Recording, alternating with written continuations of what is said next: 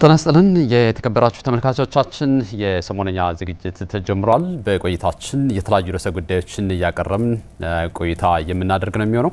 ፕሮግራሙን አዘጋጅተን የምናቀርብላችሁ ይካስ ማስረሻና ተስፋውን ታምር በሰሞነኛ ዝግጅት አዘጋጅተን የምናቀርብላችሁ ነን። በቆይታችን እንግዲህ ተስፋውን በዋናነት ከሰሞኑ የአማራ ክልል የቱሪዝም መነቃቃት የሚታይበት ጊዜ ላይ ደርሰናል። እሱን በስፋት እንመለከታለን። እንግዲህ በሰሞነኛ መሰናዷችን እንደተለመደው የተመራረጡ የሀገር ውስጥና የውጭ ርዕሰ ጉዳዮችን ነው ለተመልካቾቻችን የምናቀርብ። በቀዳሚነት አንተም እንዳልከው በተለይም በታህሳስና በጥር ወር የሚከበሩ ህዝባዊና ሃይማኖታዊ በዓላት ይኖራሉ። አሁን በቅርቡ የሚከበረው የጌታችን ኢየሱስ ክርስቶስ የልደት በዓል ወይም በተለምዶ የገና በዓልን ጨምሮ ሌሎችም ሃይማኖታዊ ክብረ በዓላት ይኖራሉ። እነዚህን በስፋት እያነሳን ቆይታ እናደርጋለን። ቀዳሚው መረጃችን የልደት በዓልን የተመለከተ ነው። 2024ን አስተላልፈን 2025 እንደ አውሮፓውያን አቆጣጠር ተረክበናል አዲሱን የፈረንጆች ዓመት። እሱን በ2024 በተሰናበተው ዓመት ምን አይነት ክስተቶች ባለም ተስተናግዱ ዋና ዋና ርዕሰ ጉዳዮችን የምናቀርብ ይሆናል። በቀዳሚነት እንግዲህ አንተም እንዳልከው የታህሳስና ጥር የአማራ ክልል የቱሪዝም እንቅስቃሴ በስፋት ደምቆ የሚታይበት ጊዜ ነውና ከሰሞኑ እንግዲህ የፊታችን ገና በደመቀ ሁኔታ በቅዱስ ላሊበላ ይከበራልና ያለው ዝግጅት እሱን የተመለከተ ነው የሚሆነው። እንግዲህ ከሰሞኑ እኛም የተለያዩ ዘገባዎችን ስንሰራ ነበር። የኢየሱስ ክርስቶስ የልደት በዓል ወይም የገና በዓል የፊታችን ማክሰኞ የሚከበር ይሆናል። እንግዲህ በርካታ ህዝባዊና ሃይማኖታዊ በዓላት ናቸው በተለይም በታህሳስና በጥር ወር የሚከበሩት። የገና በዓል ደግሞ የአደባባይ በዓልም ነው ሃይማኖታዊ በዓልም ነውና በልዩነት ደግሞ በድምቀት ከሚከበርባቸው አካባቢዎች መካከል ደብረ ሩሃ ቅዱስ ላሊበላ አብያተ ክርስቲያናት በድምቀት ይከበራል። እዚያም እንግዲህ ከሰሞኑ የተለያዩ ቅድመ ዝግጅቶች እየተደረጉ ነው የሚገኙት። እንደሚታወቀው ጥንታዊው የላሊበላ ውቅር አብያተ ክርስቲያናት ይገኛሉ። እዚያ ላይ በልዩ ድምቀት ይከበራል። ለዚሁ በዓል የሚሆንም የተለያዩ ቅድመ ዝግጅት ስራዎች እየተሰሩ እንደሆነ ሰምተናል። በነገራችን ላይ ለመላው የኦርቶዶክስ ክርስቲያን በሙሉ እንኳን ለጌታችን ለመድኃኒታችን ለኢየሱስ ክርስቶስ የልደት በዓል በሰላም አደረሳችሁ ማለት እንፈልጋለን። እንግዲህ ቅዱስ ላሊበላ አሁን ወደ ቅዱስ ላሊበላ ጉዞ የሚያደርጉ ተጓዦችም አሉ። በነገራችን ላይ ጉዞ የሚካሄደው በተለያየ መንገድ ነው። በእግርም ጉዞ የሚደረግ አለ፣ በመኪና የሚደረግ ጉዞ አለ፣ እንዲሁም በአውሮፕላን የሚደረግ ጉዞ አለና የጉዞ አይነት እንደ እምነቱ ተከታዮች እንደ እምነት መጠን እንዲሁም ለበረከት እንደሚደረገው መጠን የተለያየ ስነ ስርዓት አለውና በአሁኑ ሰዓት እንግዶች ወደ ላሊበላ እየገቡ እንደሆነ ሰምተናል። እንግዲህ የተለያዩ ቅድመ ዝግጅቶች ናቸው የሚደረጉት። ከላሊበላ ከተማ አስተዳደር ባህልና ቱሪዝም ቢሮ የራሱ የከተማ አስተዳደሩ የከንቲባ ጽፈት ቤትና ሌሎችም በከተማው የሚገኙ አገልግሎት ሰጪ ተቋማትም እንግዶችን ለመቀበል ሽር ጉድ ያሉ ነው። ከሰሞኑ የኢትዮጵያ አየር መንገድም እንግዶች ወደዚህ እንዲመጡ የበረራ አማራጮችን ሰፋ ያደረገ መሆኑን ሰምተናል። እንግዲህ ላሊበላን ለመጎብኘት በየዓመቱ በርካታ የሀገር ውስጥና የውጭ ዜጎች ይችን ታሪካዊና ሃይማኖታዊ ቦታ ለመጎብኘት እጅግ በርካታ የሆኑ ቱሪስቶች ወደዚህ እንደሚጎርፉ ይታወቃል። የአካባቢው ማህበረሰብም ደግሞ ከዝቅተኛ የኑሮ ደረጃ የሚገኙ የማህበረሰብ ክፍሎች ጀምሮ እስከ ትልልቅ የሆቴል ባለቤቶች በኢንዱስትሪም በተለያየ በንግድም የተሰማሩ የማህበረሰብ ክፍሎችም ደግሞ ከዚህ በዓል ገቢ የሚያገኙበትና የወደፊት ስንቃቸውን የሚያገኙበት እንደሆነ የተለያዩ መረጃዎችን እያነሳን ነበር። እንግዲህ በተለይም የቱሪዝም ዘርፉ ከዚህ በፊት በኮሮና ቫይረስና በሰሜኑ ጦርነት እንዲሁም በተለያዩ ግጭቶች ምክንያት እየተፈተነ እንደሆነ የሥራ ኃላፊዎችን እኛም ቃለ መጠይቅ ባደረግንበት ጊዜ እየነገሩን ነው የሚገኘውና ይህንን ድንቅና እጅግ ማራኪ የሆነ ታሪካዊ የመስህብ ቦታ ለመጎብኘት በተለይም በዘንድሮ ዓመት ልዩ ትኩረት ሰጥተው የተለያዩ የሥራ ኃላፊዎችና የአካባቢው ማህበረሰብ በትኩረት እንዲሁም ወጣቶች የተለያዩ ስራዎችን እየሰሩ እንደሆነ አይተናል። አዎ በነገራችን ላይ በአማራ ክልል ከዚህ በፊት በነበረው የክልሉ የሰላም ችግር እጅግ በጣም በሰላሙ ችግር ከተጎዱ ዘርፎች አንደኛው የቱሪዝም ኢኮኖሚ የቱሪዝም ዘርፍ ነውና እንደሚታወቀው የአማራ ክልል የሚገኙ የሰው ሰራሽም የተፈጥሮ ቅርሶች በክልሉ እጅግ በጣም አሉ የተባሉ በዓለም አቀፍ ደረጃ በዩኔስኮ በቅርስ መዝገብ የተመዘገቡ ዓለም አለኝ ከሚላቸው የቅርስ ሀብቶች በቀዳሚነት የሚመደቡ ወይም ከቀዳሚ ተርታ የሚሰለፉ የቱሪስት ሀብት መገኛ አካባቢ ነው። እንግዲህ ይህ አካባቢ ከዚህ በፊት በርካታ የሀገር ውስጥና የውጭ ቱሪስቶች ቅርሶች መገኛ አካባቢ በሚገኙባቸው ቦታዎች በመገኘት በዓላትን በማክበር እንዲሁም የተለያዩ ዝግጅቶች ላይ በመገኘት በሚሊዮን የሚገኝ ገንዘብ ሲገኝ ነበር። በሚሊዮን የሚገመት ገንዘብ ሲገኝ ነበር። እንዲሁም የቱሪዝሙ ኢኮኖሚ እጅግ በጣም ለክልሉም ለሀገርም ትልቅ ድጋፍ የሚያደርግ እንደነበር ከዚህ በፊት እናስታውሳለንና አሁን ይህንን የቱሪዝም ዘርፍ መልሶ ለማነቃቃት እነዚህ በዓላት ትልቅ ፋይዳ እንዳላቸው እየተነገረ ነውና እንግዲህ ቅዱስ ላሊበላን ስናስታውስ ከዚህ በፊት የምናስታውሳቸው ታሪኮች አሉ። እንግዲህ ቅዱስ ላሊበላ በተለይ በርካታ በዓለም ቅርስ እንዲሁም እንደተመዘገቡበት መጠን እነዚህ የቅዱስ ላሊበላ ውቅር አብያተ ክርስቲያናትን እናገኛለን። እዚህ በዓል ላይ ተገኝቶ ማሳለፍ መንፈስን የሚያድስ በዓለም ታይቶ የማይታወቁ የተለያዩ ቅርሶችን ከአንድ አለት የተፈልፍለው የተሰሩ 11 ውቅር አብያተ ክርስቲያናትን ማየት ይችላሉ። ከዛም ባለፈ ደግሞ በበዓሉ ዕለት የቤዛ ኩሉ ዓለም ስነ ስርዓትን መከታተል ይችላሉ። በዛም ወቅት በተለይ በሀገር ውስጥም በውጭም የሚኖሩ ቱሪስቶች የሚሰማቸው ደስታ እጅግ በጣም ከፍ ያለ እንደነበር እናስታውሳለንና እንግዲህ ቅዱስ ላሊበላ ውቅር አብያተ ክርስቲያናት እድሜ ጠገብ ከሚባሉ በተለይ የኪነ ጥበብ ህንጻ የታየበት ትልቅ ቅርስ ሆኖ እናገኘዋለን። ተስፋው በተለይም ደግሞ በዚያ ዘመን ቴክኖሎጂ እና እንዳሁኑ ዘመናዊ መሳሪያዎች በሌሉበት ወቅት የታነጹ አብያተ ክርስቲያናት ናቸው። ከአንድ ወጥ አለት የተፈለፈሉ ከታች ወደ ላይ የተፈለፈሉ አብያተ ክርስቲያናት ናቸው። እንግዲህ በታሪክም ቢሆን ከ15ኛው መቶ ክፍለ ዘመን ጀምሮ ፍራንሲስኮ አልቫሬዝ የፖርቹጋላዊን ተጓዥ ጨምሮ እነዚህን ቅዱስ ቦታዎች ጎብኝተው እጅግ መደነቃቸውንና እንዲያው ብንጽፈው ብንናገር አመኔታ እንኳን ላናገኝ እንችላለን እስከሚል ድረስ ተናግረዋል በታሪክ እንደምናስተውሰው። ስለዚህ እነ ቅዱስ ላሊበላ እነዚህን አብያተ ክርስቲያናት ያነጹት ዘመናዊ ቴክኖሎጂ ባልነበረበት ዘመን ነው። አሁንም ደግሞ ለዚህ ትውልድ ተላልፈው ይትውልድ ደግሞ በኢኮኖሚም በሃይማኖትም የራሱን አሻራ ያሳረፈባቸው ከትውልድ ወደ ትውልድ በቅብብሎሽ እየቀጠሉ ይገኛል። እንግዲህ እነዚህ ክብረ በዓላት በተለይም ደግሞ የልደት በዓል ለአማራ ክልል ከዚያም አልፎ በቅርቡ ለሚገኙት ለላሊበላና አካባቢው የኑሮ መሰረታቸው ነው ብለን መናገር እንችላለን። ከትንሹ በዝቅተኛ ስራ ላይ ከተሰማሩ የህብረተሰብ ክፍሎች ጀምሮ የዕለት ጉርሳቸውን የሚያገኙበት ነውና ይህ በዓል ደግሞ መልካም እድሎችን ይዞ የሚመጣ ነው። እንግዶችንም ደግሞ በዚሁ ልክ ለማስተናገድ በተለመደው እንግዳ አቀባበል ለማስተናገድ ዝግጅት እየተደረገ ነው የሚገኘው። እንግዲህ ቱሪዝም ጭስ አልባው ኢንዱስትሪ ነው። በተለይም ለታዳጊ ሀገሮች እንደ ኢትዮጵያ ላሉ ሀገሮች ለኢኮኖሚ ሽግግር ኢኮኖሚክ ትራንስፎርሜሽን የጎላ አስተዋጽኦ ያበረክታል ተብሎ ነው የሚታወቀውና እንደ ሀገራችንም በተለይም ከኮሮና ቫይረስ በፊት የቱሪዝም እንቅስቃሴ በግስጋሴ ላይ ወይም በከፍተኛ የእድገት ደረጃ ላይ እንደሚገኝ ይታወቃል።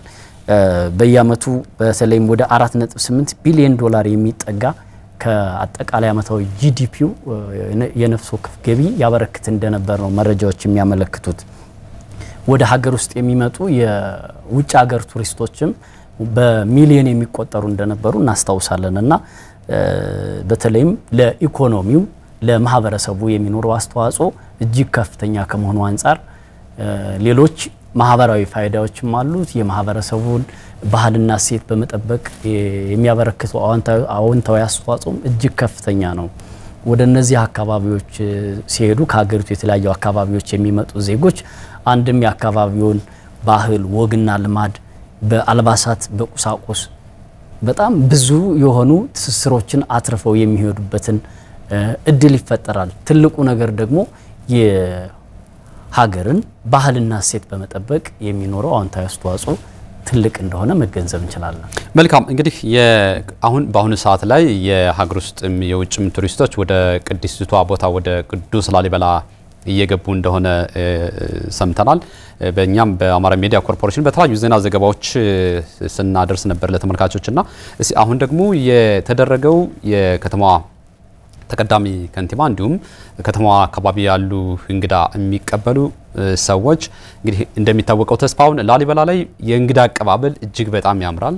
ለየት ያለ ባህሉን የጠበቀ ከጥንት ሲወርድ ሲዋረድ የመጣ አሁንም ድረስ ባሉ ወጣቶች ማህበረሰብ እንዲሁም በከተማው ህብረተሰብ የሚተገበር እጅግ በጣም ደማቅ አቀባበል ነው የሚደረገውና ያለው ቅድመ ዝግጅት ምን ይመስላል? እሱን ተከታትለን እንመለሳለን። አብራችሁን ቆዩ። ሃይማኖታዊ በዓል ከመሆኑ ባሻገር በተለይ ለላሊበላ ከተማ ተጨማሪ ቱሪስት መዳረሻ ሆኖ የሚያገለግል ነው። በዓሉን ከማክበር ባሻገር አጠቃላይ ማህበረሰቡ ይሄን በዓል በደመቀ ሁኔታ በማክበር የአመት ገቢውን የሚሸፍንበት እንደ ከተማ አስተዳደርም ገቢ የሚሰበሰብበት ትልቅ በዓል ነው። በዓሉን ከማክበር ባሻገር የከተማዋን ኢኮኖሚ ለማነቃቃት የገና በዓል ትልቅ ፋይዳ አለው ማለት ነው። የገናን በዓል በማክበር ይሄ ሙሉ ለሙሉ ተቀዛቅዞ የነበረውን ቱሪዝም መልሶ ወደ ነበረበት ለመመለስ ከፍተኛ አስተዋጽኦ አለው ማለት ነው። ስለዚህ ይህንን በዓል በደመቀ ሁኔታ ለማክበር በተለይ በዚህ በ2017 በጀት ዓመት ልዩ ልዩ የቅድመ ዝግጅት ስራዎች እየተከናወኑ ነው ያለው ማለት ይቻላል። አካባቢው በተለመደ እንግዳ አቀባበል መቀበል ባለበት ደረጃ አስፈላጊው ዝግጅት እየተደረገ ነው ያለው።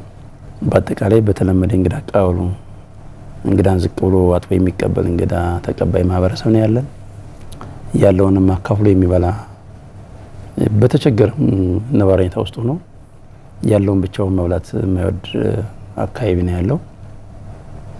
የተጎዱ ሰዎችም ካሉ እነሱ መንከባከብ ነው የሚያደርገው የሚሰራው። እኛው ወደ ላሊበላ ከተማ የመጡ ሰዎች በሙሉ በአካባቢ ማህበረሰብ ከፍቷቸው አይመለሱም። ይሄን ለማድረግ ደግሞ እንግዳ ሲመጣ እንስፍስፍ አንጀት ይዞ የሚቀበሉ ማህበረሰብ አሁንም ሰፊ ዝግጅት እያደረገ ነው። የመጀመሪያው አንዱ እንግዳ እንዲቆይ የሚያደርገው የዛ አካባቢ ያለው ማህበረሰብ ነው በጥቅሉ። ስለዚህ ያን እንግዳ ተቀባይ ማህበረሰብ በነበረ ሴቱ ውስጥ ነው ይጠብቃል። አንዱ እሱ ነው። ሁለተኛው ከቴክኖሎጂ ጋር በተያያዘ መረጃ ለመቀየር ካስፈለገ ዳታ ተለቋል። ዳታ አለ።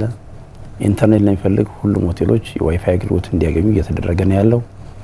ከኢንተርኔት አክሰስ እና ከቴክኖሎጂ ጋር በተያያዘ እና መሰረታዊ የግንኙነት መረቦች የሚባሉት ስልክን ጨምሮ ሌሎች ጉዳዮች ሁሉ የተሟላ የቴክኖሎጂ ፍሰት አለ። የኔትወርክ እና ተጨማሪ የኢንተርኔት አገልግሎቶችም እየተሰሩ ናቸው ያሉት። ከክብረ በዓላት አኳያ የውጭ ቱሪስት መዳረሻዎቻችን አንተ እንደነሳው ከታህሳስ አጋማሽ ጀምሮ ጥርን የካቲትን ባሉ ጊዜያት ነውና ዋናው የገና በዓል ነው። እንግዲህ የገና በዓል በመላ ሀገራችን በመላ ክልላችን በድምቀት የሚከበር ቢሆንም በተለይ ላሊበላ በጣም በልዩ ድምቀት ይከበራል። በርካታ የሀገር ውስጥም የውጭ ቱሪስቶችም የሚጓዙበት ነው። የሀገር ውስጥ ቱሪስቱ በተለይ ሃይማኖታዊ ይዘቱን ጭምር ጠብቆ ስለሚያከብረው ገና ካሁኑ በእግር የሚጓዙ ሰዎች አሉ። የኢትዮጵያ አየር መንገድም ተጨማሪ በረራዎችን ጭምር አዘጋጅቷል። ለውጭም ቱሪስቶችም ለሀገር ውስጥ ቱሪስቶችም የሚያገለግል ከኢትዮጵያ ኦርቶዶክስ ተዋሕዶ ቤተክርስቲያን ጋር በጋራ በመስራት ክብረ በዓሉ ካለፉት ዓመታት በጣም በደመቀ ሁኔታ ዘንድሮ ማክበር አለብን በሚል ተነሳሽነት ሰፊ ቅድመ ዝግጅት ነው የተደረገው። ከዛ ቀጥሎ ደግሞ የጥምቀት በዓል ይመጣል። ጥምቀት በሁሉም የክልላችን አካባቢዎች በጣም በድምቀት ይከበራል። በተለይ ሰሜን ሸዋ ኢራምቡቲና ጎንደር ደግሞ በልዩ ሁኔታ ይከበራል። እነዚህ ቦታዎች በተለይ የጎንደር የውጭ ቱሪስት በስፋት የሚሳተፍበት ነውና እኛ ዘንድሮ የጎንደርን ጥምቀት ጎንደርና አካባቢውን በልዩ ሁኔታ የምናነቃቃበት ማድረግ አለብን ብለን እየሰራን ነው። አሁን ጎንደር እንደሚታወቀው በተፈጥሮ በታሪክ በቅርስ የተሰጠች ከተማ ናት ለቱሪዝም። አሁን ደግሞ ልዩ ስራዎች እየተሰሩ ነው። ክቡራን ተመልካቾቻችን እየተከታተላችሁት የምትገኙት የአርብ ሰሞነኛ መሰናዷችን ነው። አሁንም እንቀጥላለን። ሚካስ እንግዲህ ቀደም ሲል የስራ ኃላፊዎቹ ያስተላለፉት መልእክትና የተናገሯቸው ንግግሮች እንደሚያመላክቱት በክልሉ እነዚህን የተለያዩ ሃይማኖታዊና ህዝባዊ በዓላት ለማክበር የተለያዩ ቅድመ ዝግጅቶች እየተከናወኑ እንደሆነ ነው። እንግዲህ ከአገልግሎት ሰጪ ተቋማት ጀምሮ የተለያዩ ዝግጅቶች እንደተደረጉ የላሊበላ ከተማ አስተዳደር ተቀዳሚ ምክትል ከንቲባውና የባህልና ቱሪዝም ጽሕፈት ቤት ኃላፊው ተናግረዋል። አሁንም በዚያና እንደዚህ አይነት ቅድመ ዝግጅቶች ተደርገው እንግዶች ወደ ከተማ እየገቡና የተለያዩ መስተንግዶ እየተደረገላቸው እንደሆነ ነው። በበረራ በኩልም ከኢትዮጵያ አየር መንገድ ጋር የተለያዩ አማራጮችን በመጠቀም በረራዎችን ለማስፋት ተጨማሪ ቀጥታ በረራዎች እንዲኖሩ ጥረት እየተደረገ መሆኑን ነው ሲገልጹ የነበሩት። በዋናነት የአማራ ክልል የባህልና ቱሪዝም ቢሮ ይህንን የአማራ ክልልን የቱሪዝም የባህል አከባበር በደመቀ ሁኔታ ለማክበር ከፍተኛ ዝግጅት እንዳደረገ ነው የሚያሳየው። በነገራችን ላይ የኢትዮጵያ አየር መንገድ ከባህር ዳር ወደ ላሊበላ በ28 በረራ በተደጋጋሚ ሽፋን ይሰጣል። እንዲሁም ደግሞ ከአዲስ አበባ ወደ ላሊበላ አሁንም በረራ በስፋት እንደተዘጋጀ ነው እንደተመቻቸ ነው የተገለጸው። ከዛ ባለፈ እንግዲህ መስተንግዶ ላይ በተለይ የእንግዶች አቀባበል ላሊበላ ላይ እጅግ በጣም የሚገርም ነው ተስፋውንና አንደኛው እዛ አካባቢ ያሉ ወጣቶች፣ አዛውንቶች፣ ትልልቅ ሰዎች፣ የእምነት አባቶች ሳይቀር እንግዶች እዛ አካባቢ በሚያርፉበት ሰዓት ላይ የግራ አጠባ ስነ ስርዓት ታገኛለህ። ይደክማቸው በተለይ በግራቸው ከተለያየ አካባቢ ወደ ቅዱስቷ ቦታ ቅዱስ ላሊበላ በሚሄዱበት ሰዓት ላይ የግራ አጠባ ስነ ስርዓት እዛል የምግብም እንዲሁም ደግሞ ለለቱ አረፍ ብለው በተለያየ ምግብም ከተለያየ አካባቢ ተወጣጥተው እዛው አካባቢ ህብረተሰቡ ለእንግዶች የምግብ መስተንግዶም እዛ አካባቢ ያመቻችቷል። እንዲሁም እንግዶች በማረፊያ በኩልም በተለያየ መንገድ ተመቻችቶላቸዋል። ሆቴል ለሚፈልጉ ሆቴል እንዲሁም እዛ አካባቢ በቅዱስ ቦታም በዛው ማረፍ የሚፈልጉም በተለያየ ቦታ ማረፊያ ወይም ቦታ እንደተዘጋጀ ነው የተገለጸው። ይህ ሁኔታ የላሊበላን የእንግዳ አቀባበል በሰፊና በደመቀ ሁኔታ ለማክበር እንደተዘጋጀ ነው። እንግዲህ ተስፋውን በዋናነት የላሊበላ አካባቢ ከሰሞኑ ኢኮኖሚው እጅግ በጣም በደመቀ ሁኔታ ለአካባቢው ህብረተሰብ ትልቅ ትርጉም ያለው እንደሆነ ይነገራል። ሆቴሎችና የአካባቢው የንግድ እንቅስቃሴ እጅግ በጣም ከወትሮው በተለየ ሁኔታ የሚደምቅበት ሆቴሎች እንግዶችን ለመቀበል ጽድት ብለው በአማረ መስተንግዶ በተለያየ መንገድ ከወትሮው በተለየ ለመቀበል የሚዘጋጁበት እንደተዘጋጁም የተገለጸበት ሁኔታ እናስታውሳለን። ላሊበላ ስትሄድ እዚህ ቦታ በርካታ ጌጣጌጦች፣ አልባሳት የወሎ ቀሚስ እዛ አካባቢ በስፋት የታወቀ ነውና የወሎ ቀሚስ እንዲሁም በወንዶችም እዛ አካባቢ የተለያዩ የባህል አልባሳትን በስፋት እናገኛለን። የአንገት ጌጣጌጦችን እንዲሁም ሌሎችም በንግዱ ማህበረሰብ ውስጥ ከፍተኛ መነቃቃት የሚታይበት እንደሆነ ነው የሚገለጸው። ከዛ ባለፈ ደግሞ በዋናነት ደግሞ ላሊበላ ከተማ ከመነቻውም ጊዜ በላይ ጽዳቷን ጠብቃ እንግዶችን እየተቀበለች ነው የምትገኘው ባለው መረጃ መሰረት። አዎ እንግዲህ በተለይም በጥር ወር የሚከበሩ ሃይማኖታዊና ህዝባዊ በዓላት በርከት ያሉ ናቸው። አሁን በቀጣይ ከዚህ በኋላ የጥምቀት በዓል በሀገራችን የተለያዩ አካባቢዎችና በክልላችንም በተለያዩ ቦታዎች ይከበራል።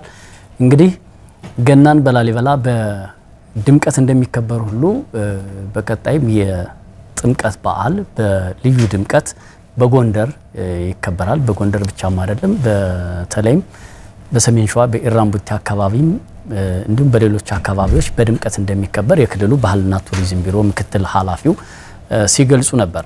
እነዚህ ሃይማኖታዊና ህዝባዊ በዓላት በተለይም ደግሞ አሁን ላይ የተቀዛቀዘውን የቱሪዝም እንቅስቃሴ በማነቃቃት በኩል የሚኖራቸው ፋይዳ ቀላል የሚባል አይደለም። ሚካስ እንግዲህ በክልሉ በርካታ ተፈጥሯዊና ሰው ሰራሽ ቅርሶች እንደሚገኙ ይታወቃል።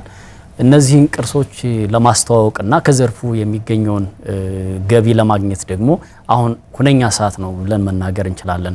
እንግዲህ በተለይም የቀደም ሲል በአጠቃላይ በሀገሪቱ ኢኮኖሚ እንቅስቃሴ ያለው ለዘርፉ የተሰጠውን ትኩረት እናውቃለንና ከዚህ አንፃር ኢኮኖሚውን ለማነቃቃት ይሄ አሁን ላይ ያለው ወቅታዊ ሃይማኖታዊና ህዝባዊ በዓላት የሁነቶቹ ፋይዳ እጅግ ከፍተኛ ነውና እነዚህን በዓላት ማክበርና ጠብቆ ለቀጣይ ትውልድ ማስተላለፍ ደግሞ ቅርስን መጠበቅ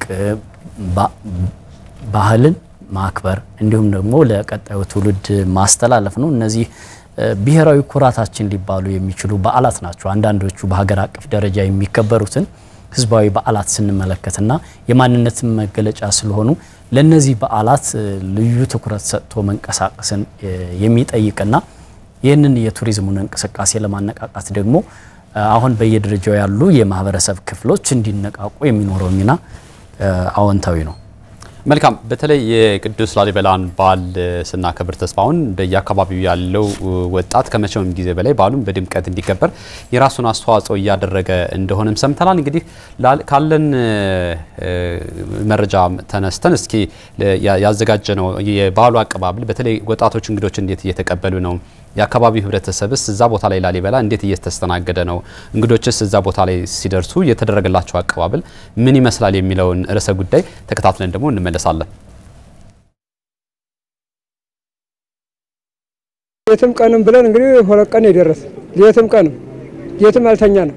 አርብ ነው የተነሳን። አርብ ነው እንግዲህ አርብ ተነስተን ማታውን ሁሉ አላደርን። ገብርኤል በፊት ማለት ነው። አዎ ገብርኤል በፊት በመንገድ ሁሉ እንደዚሁ እግራችን እየታጠብነ እየበላነ እየጣነ በጣም በደስ ነው እልል እያሉ ተቀበሉን። መጡልን ቤተክርስቲያን ሳሚ መጣልን እያሉ ይባረኩ እንጂ አባቱ አኛ በላይ ያሉት ሁላ ተጎንብሰው እያጠቡ ለቀቀን ድካሙ ሁላ። አሁን በየቤቱ ደረቅ እንጀራ እናወጣለን። እዚህ ሽሮ ይሰራል። ማህበሩ የባመሯ ሴቶች ስለነበሩ ስላሉ እነሱ ሰርተው ለሚመጣው እንግዳ በደንብ በአማረ በተዋበ ሁኔታ ያሰናግዳሉ ማለት ነው። ከዳቦ ሳይቀር እንጀራም ምንም የተለያየ ነገሮች ድጋፍ እናደርጋለን ማለት ነው። የግራ ጠባውም አለ። የግራ ጠባው በቃ የመጀመሪያው ነው ያለ ማለት ነው። እና የደከማቸውትን ሰዎች መርጠን እንሸከምና እናመጣለን። እዚጋ እናሳርፋቸዋለን። የሚበላ እንሰጣቸዋለን። በቃ ይሄ ነው ሂደቱ። ትልቅ ሰዎች አይተህ ከሆነ ከ60 ዓመት በላይ የሆኑ እኛ ጋር እኩል እያጠቡ ነው ያሉት። ህፃናቶች እኔ አሁን የ12 ዓመት ልጅ ቢኖርኝ የ12 ዓመት ልጅ አብሮ ያጥባል። ጅም ርቀት የሚመጡት ይሄን የቅዱስ ላሊበላ የንጉስን የቅዱስንም ላሊበላና የጌታችን የመድኃኒታችን ኢየሱስ ክርስቶስ ልደት በዓል ሁለቱም አንድ ላይ ስለሆነ ሁለቱም በዓል ለማክበር የሚመጡ ከረጅም ሀገር ማለት ነው። ይሄ በረከት ነው። በረከት ስለሆነ እኛ እንደ በረከት እንቆጥረዋለን። እነሱ ደግሞ ለጽድቅ ነው የሚመጡትና ይሄንን ጸጋ ይሄንን በረከት ሁላችንን ማግኘት ስላለብን ሳሚዎቹም እንደዚህ ብለው የሚመጡት እኛም ደግሞ የቅዱሱም የንጉሱም ልጆች ስለሆነ ያለን ነገር እሱ ስለሆነ ማለት ነው ከአባታችን የወረስነው ይሄ ነው ባህል ነው። አሁን ላይ በተለይ እንግዶቻቸው ወደ ከተማ የሚመጡት እግረኞች አሉ። እግረኛው የቤተክርስቲያን ሳሚና አካባቢ የሚጎበኘው ሰው ወደ አካባቢዎች እየገባ ነው። በርካታ እግረኛ ሳሚዎች ወደ ቤተክርስቲያን እና ወደ ላሊበላ ከተማ እየገቡ ይገኛሉ። በእግሩ በርካታ መንገድና አቋርጦ በርካታ አካባቢዎችን አቋርጦ የመጣው የአካባቢያችንና የክልሉ ነዋሪዎች እንደዚሁም የኦርቶዶክስ አማንያን በዚህ በመታየት መልኩ የአካባቢያችን ወጣቶች በሚያምር እና በተለመደ የእንግዳ አቀባበል ባህላቸው እየተቀበሉ ይገኛሉ። የደከመውን እግር እያጠቡ ያጠናከሩ እየደገፉ መንገድ የጠፋው መንገድ እያሳዩ ያለበት ሁኔታ ነው ያለውና ኢትዮጵያ አየር መንገድ ከጎንደር ከአክሱም ከአዲስ አበባ ከባህር ዳርም የበረራ አማራጮችን አመቻችቷል። በዚህ መልኩ እንግዲህ የአየር ትራንስፖርቱም በተዘጋጀው አማካኝነት እንግዶች እየገቡ ይገኛሉና በአጠቃላይ እንደ ከተማ አስተዳደር በርካታ ዝግጅት አድርገናል። ከዚህ ውስጥ እንግዳ አቀባበል ወጣቱ ማህበረሰብ የበኩል ሚና እያወጣ ነው። ተመልሰናል። የተከበራችሁ ተመልካቾቻችን እየተከታተላችሁ የምትገኙት የአማራ ሚዲያ ኮርፖሬሽን የሰሞነኛ ዝግጅት ነው። ተስፋውን ቀደም ሲል የላሊበላ የበዓል አከባበር ለመሳተፍ የገቡ እንግዶች እንዲሁም ወጣቶችና ሌሎችም የህብረተሰብ ክፍሎች የሰጡትን ሀሳብ ነበር ተከታትለን የተመለስ ነው። ላሊበላ እንግዲህ ይህንን የኢኮኖሚውን ፋይዳ በተለይ ለክልሉ የሚኖረው አስተዋጽኦ እየተመለከተ ነበር ቀደም ሲልና በበዓሉ ዕለት በበዓሉ ዋዜማም የሚከናወኑ ቅዱስ ላሊበላ ላይ ስነ ስርዓቶች አሉ። እንግዲህ ቤዛ ኩሉ ዓለምን እናስታውሳለን። ልዩ ድባብ ያለው ልዩ ስነ ስርዓት የካህናት ወረብ እንዲሁም የካህናት አለባበስ የቅዱስ ያሬድ ዜማ በበዓሉ ዋዜማ በተለይ ትልቅ ሁነት ወይም ክስተት ነውና እሱን ለመመልከት ከዛ ባለፈ ደግሞ ሃይማኖታዊ ትርጉም ሰጥተው በበዓሉ ላይ ተገኝተው በዓሉን ለማሳለፍ የሚገቡ እንግዶች እጅግ በጣም በርካታ ናቸው። እንደሚታወቀው የአማራ ክልል የቱሪዝም ጸጋ ያለበት አካባቢ ነውና ይህንን የቱሪዝም አካባቢ በስፋት በደመቀ ሁኔታ ለማክበር በርካታ ሁነቶች አሉ። ይህንን ሁነት ደግሞ ለማሳለፍ የመጀመሪያው ነገር ሰላም ያስፈልጋልና በጉዞም በተለያየ አካባቢ እንግዶች በሚሄዱበት ሰዓት ላይ ሰላማዊ አየር ወይም ሰላማዊ ንጹህ ሁኔታ ድጋፍ ማድረግ ይጠበቃል። ለእንግዶች የተመቻቸ ውሃ እንደው ቢቻል ሌላ ነገር ማቅረብ ባይቻል እንኳን ውሃ ለእንግዶች በየአካባቢው ማቅረብ እንዲሁም ደግሞ አካባቢውን በደንብ ማሳየት ታሪኩን በተገቢው ልክ መንገር ከወጣቶች ከታሪክ አዋቂዎችና በዓሉን ከሚያከብሩ ሰዎች ይጠበቃል። አዎ እንግዲህ እነዚህ ህዝባዊና ሃይማኖታዊ በዓላት የተለያዩ ቅድመ ሁኔታዎችን ይጠይቃሉ። ቀደም ሲልም እንዳነሳ ነው አንደኛው ቅድመ ዝግጅት ማድረግ ነው። እንግዲህ በዘርፉ በባህልና ቱሪዝም ዘርፍ ያሉ ተዋናዮችም የራሳቸውን ቅድመ ዝግጅት ማድረግ አለባቸው። ከተቋማቱ ጀምሮ በአስጎብኝነት የተሰማሩ የማህበረሰብ ክፍሎች አሉ። በአገልግሎት ሰጪ ዘርፍ የተሰማሩ የማህበረሰብ ክፍሎች አሉ። እዚህ ላሊበላ ላይ ደግሞ የራሱን የቻለ አገልግሎት የሚሰጡ የእምነቱ አባቶች ቀሳውስቱና ዲያቆናቱም ይገኛሉና ሁሉም በሚባል ደረጃ ለዚህ በዓል የራሱን አስተዋጽኦ ማበርከት ይጠበቅበታል። እንግዲህ ከሀገር ውስጥም ከውጭም የሚመጡ እንግዶች አንድ የሚወስዱት ነገር አለ። የመጀመሪያው ገጽታን መገንባት ነው። በተለይም ደግሞ ለላሊበላና ለአካባቢው ለአማራ ክልልም እነዚህ በዓላት የተለየ ትርጉም ነው ያላቸው። የክልሉን ገጽታ በመገንባት ሂደት በጣም ከፍተኛ ሚና ነው የሚጫወቱትና ወደዚህ የሚመጡ እንግዶችን በአግባቡ ማስተናገድና መልካም መስተንግዶ ማድረግ ይጠበቅባቸዋል። ያው መልካምነት ለራስ ነው። መልካም ብትሰራ ነገ ሌሎች እንግዶች ሌሎች የሀገር ውስጥና የውጭ ቱሪስቶች ወደዚህ ይመጣሉ፣ ገቢው ይገኛል ማለት ነው። ስለዚህ ሁሉም እነዚህን ሃይማኖታዊና ህዝባዊ በዓላት በመልካም መስተንግዶ በመልካም አቀባበል ለማክበር የራሱን ሚና መጫወት ይጠበቅበታል። የፕሮሞሽን ስራዎችን መስራት ያስፈልጋል። ያለውን ነባራዊ ሁኔታ ማስረዳት ያስፈልጋልና ይህ በአንድ አካል ብቻ የሚከናወን ሳይሆን ሁሉም የድርሻውን መወጣት ይጠበቅበታል። እንግዲህ ክልላችን በርካታ ቅርሶች ሃይማኖታዊና ህዝባዊ ከሃይማኖታዊና ከህዝባዊ በዓላት ውጪ ሌሎች ተፈጥሯዊና ሰው ሰራሽ ቅርሶችም ያሉበት ነው። ለምሳሌ በቀጣይ ጥር ላይ የሚከበሩት የመርቆሪዮስና የሰባሩ ጊዮርጊስ በዓላትም በተለያዩ አካባቢዎች ይከበራሉ። በባህር ዳርም ጥርን በባህር ዳር ይከበራል አይደለ? አሁን ከዛሬ ጀምሮ ለ3 ቀናት የሚቆይ ኤግዚቢሽንና ባዛርም ተዘጋጅቷልና እነዚህ የተለያዩ ሁነቶችን ለማዘጋጀት በሚደረገው ጥረት ሁሉም የራሱን አስተዋጽኦ ያበረከተ ለክልሉም እንደ ሀገርም ከዚህ ዘርፍ የሚገኘውን ገቢ ማጠናከርና የክልሉን ገጽታ ለመገንባት ሚና መጫወት ይጠበቅበታል። ልክ ነው። እንግዲህ የመጀመሪያው ቱሪዝምን በነገራችን ላይ በአፍሪካም እንዲሁም በዓለም አቀፍ ደረጃ ኢትዮጵያ በርካታ የቱሪዝም ሀብት ያላት የቱሪስቱ ቁጥር ግን ከሌሎች ሀገራት ጋር ሲነጻጸር ያን ያህል ማደግ በሚገባው ልክ እንዳላደገ ነው እንግዲህ መረጃዎች የሚያሳዩት። ቀጣይ ጥር ወር ላይ ነው እንግዲህ አሁን ታህሳስ 29 የጌታችን የመድኃኒታችን የኢየሱስ ክርስቶስ የልደት በዓል ከቅዱስ ላሊበላ ጋር የልደት በዓል እንግዲህ በመገናኘት ነው እንግዲህ በቅዱስ ላሊበላ በድምቀት በጋራ የሚከበረውና ይህንን በዓል ካከበርን በኋላ ጥር ወር ላይ ደግሞ ቀደም ሲል አንተም እንደገለጽከው ጥምቀትን በጎንደር በስፋት የሚታወቀው ዓለም በጎንደር መስተንግዶ እጅግ በጣም የጎንደር ባህል የጎንደርን አጠቃላይ የጥምቀት ባህል አጨፋፈር ጭፈራውን የጥምቀትን ስነ ስርዓት በስፋት በደመቀ ሁኔታ የሚከበርበትን እናገኛለን። ከዛ በኋላ ደግሞ የአገው ፈረሰኞች ማህበር እንግዲህ በርካታ አመታትን የዘለቀ ከጣሊያን ወረራ ጀምሮ የተመሰረተ እስካሁን ድረስ የዘለቀ የአገው ፈረሰኞች ማህበርን በድምቀት ክልሉ እናከብራለን። የቱሪዝም ባህላችን በድምቀት ከምናሳይበት አንደኛው የባህል ክንውናችን ነው። ሌላኛው እንግዲህ ሰከላን እናስታውሳለን። የአባይ መነሻ ቦታ የግዮን በዓልንም እሱንም በደመቀ ሁኔታ የሚከበር ይሆናል። ከዛ በኋላ ስንመለስ የደብረታቦር መርቆሪዮስ በዓል እሱንም እናገኛለን። ደብረታቦር መርቆሪዮስ እንግዲህ የፈረስ ጉግስ እዛ አካባቢ በስፋት እናስታውሳለን። ልዩ ትዕይንት ነው ያለው።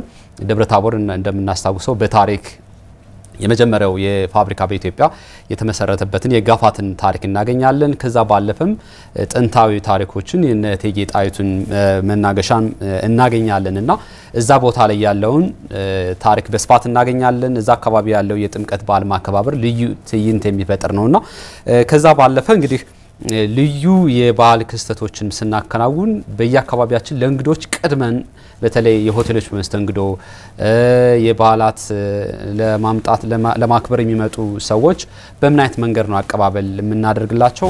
አሁን የባህልና ቱሪዝም ስራ የህብረተሰቡ ስራ እጅግ በጣም በቅንጅት መሆን ይገባዋል። መልካም ይካስ እንግዲህ በአማራ ክልል በጥር ወር የሚከበሩ በተለይም ሃይማኖታዊና ህዝባዊ በዓላትን በተመለከተ እንግዲህ መረጃዎችን ለተመልካቾቻችን ለማድረስ ሞክረናል። እስኪ ከመሸጋገሪያ በኋላ ደግሞ በተለይም ደግሞ በዓለም አቀፍ ደረጃ በ2024 ባሳለፍነው የፈረንጆቹ 2024 የተከናወኑ ሁነቶች ምን ናቸው የሚሉ የተወሰኑ የተመራረጡ ርዕሰ ጉዳዮችን ይዘን እንመለሳለን። ተመልካቾቻችን አብራችሁን ቆዩ። ከመሸጋገሪያ በኋላ ተመልሰን እንገናኛለን።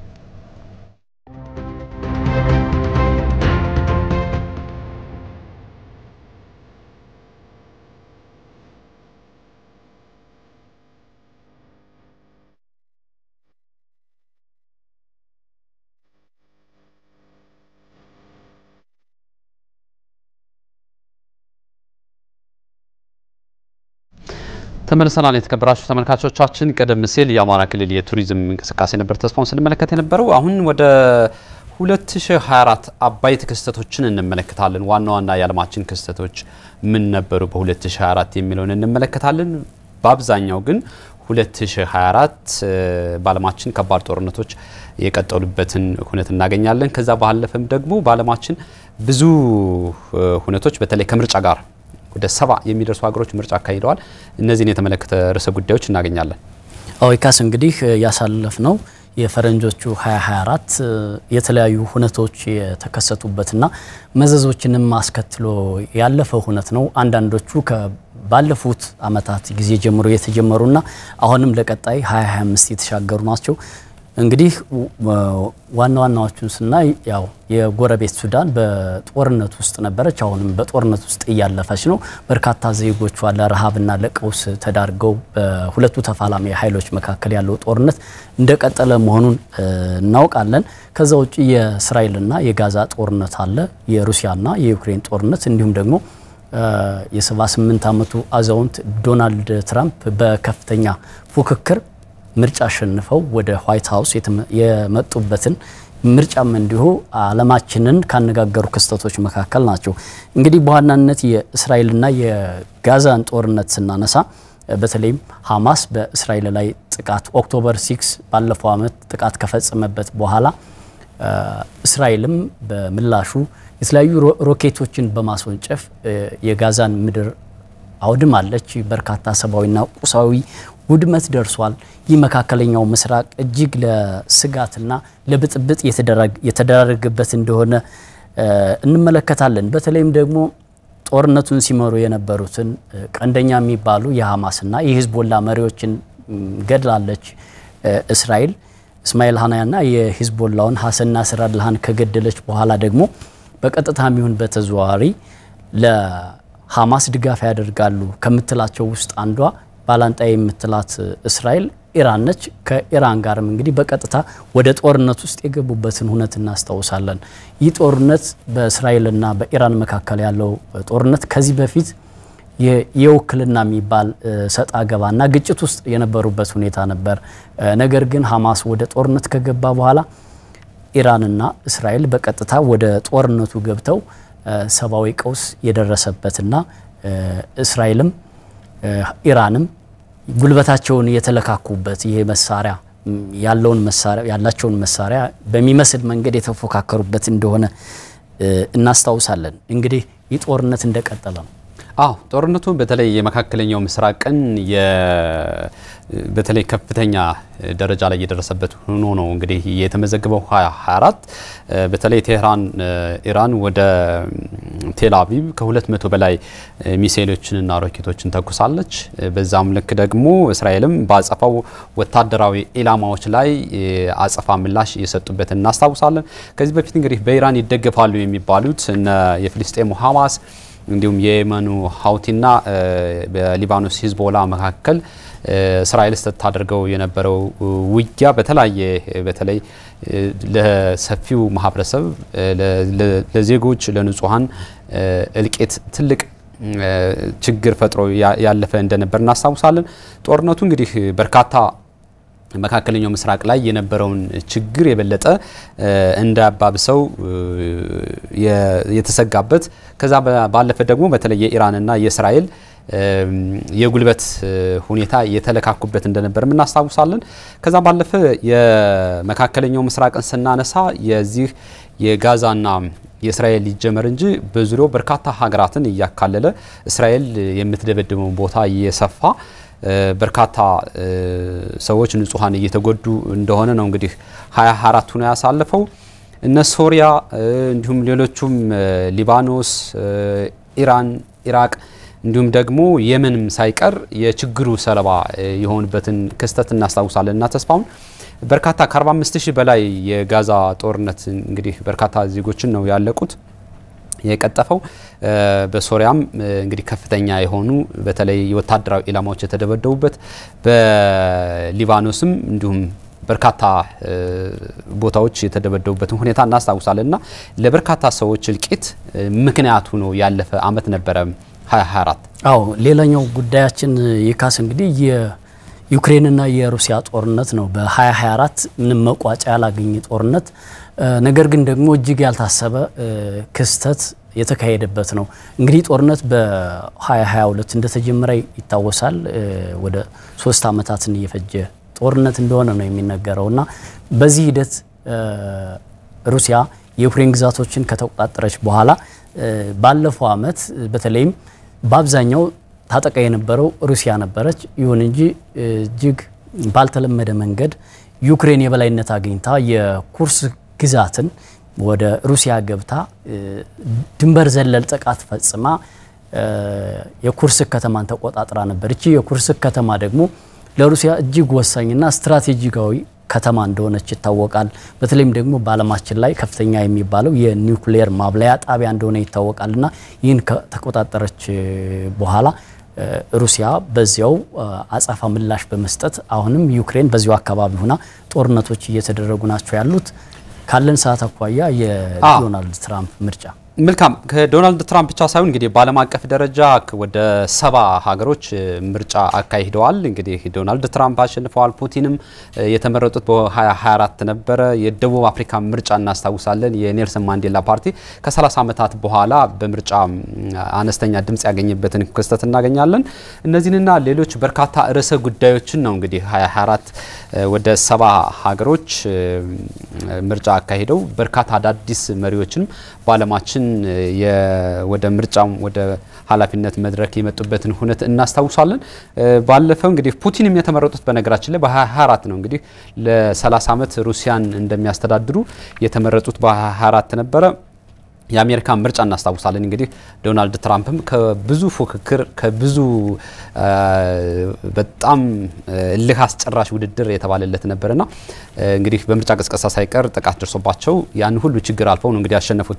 ተስፋውን እንግዲህ ካለን ሰዓት አንፃር በዚሁ ነው የምናጠቃልለው። የዛሬው የሰሞነኛ ዝግጅት በዚሁ ይጠቃልላል። ፕሮግራሙን አዘጋጅተን ያቀረብንላችሁ ይካስ ማስረሻና ተስፋውን ታምር ነበር። ስለተከታተላችሁን ምስጋናችን ከፍ ያለ ነው። መልካም ጊዜ